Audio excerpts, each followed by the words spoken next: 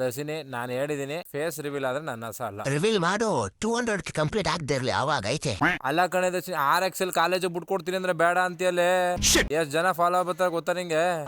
ಕೂತ್ಗಳಲ್ಲಿ ನಿನ್ face reveal ಮಾಡಿದ್ರೆ 200K complete ಆಯ್ತದೆ ಗೊತ್ತಾ? ದರ್ಶಿನಿ ನನ್ನ ಮಾತು RXL ಹೋಗೋಣ.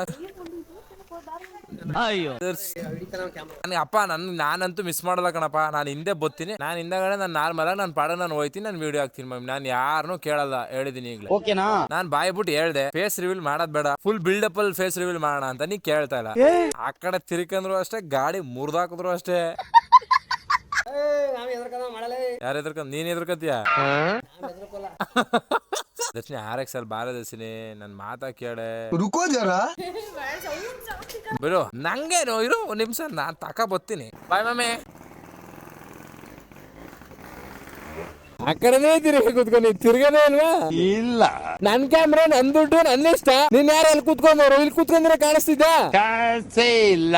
ನೀನ್ ಏನ್ ಮಾಡಿದ್ರು ಬಿಡಲ್ಲ ಇವತ್ತು. ನೀವು ನಂಬ್ತೀರಾ ಬಿಡ್ತೀರಾ? ಲಾಸ್ಟ್ ಒಂದ್ ವಿಡಿಯೋ ನನ್ ತಂಗಿ ಫೇಸ್ ರಿವೀಲ್ ಮಾಡ್ತೀನಿ ಅಂತ ಹಾಕಿದೆ ಆಯ್ತಾ, ಮಿಲಿಯನ್ ನೋಡಿತ್ತು.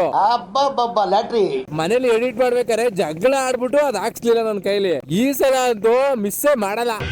ಹಲೋ ನಿಮ್ ಬಿಸ್ನೆಸ್ ಒಳಗಡೆ ಬಂದ್ರೆ ನಂಗೆ ಏನ್ ವ್ಯಾಲ್ಯೂ ಐತೆ ಅಂತ ತೋರ್ಸ್ಲಾ? ಹೊಡ್ಸ್ಕತಿನ? ನನ್ಗ್ಯಾರ ಮುಟ್ಟೋರು? ನಮ್ಮ ಅಪ್ಪ ಇರ್ಬೇಕಾದ್ರೆ ಮೀಟರ್ ಬೇಕು.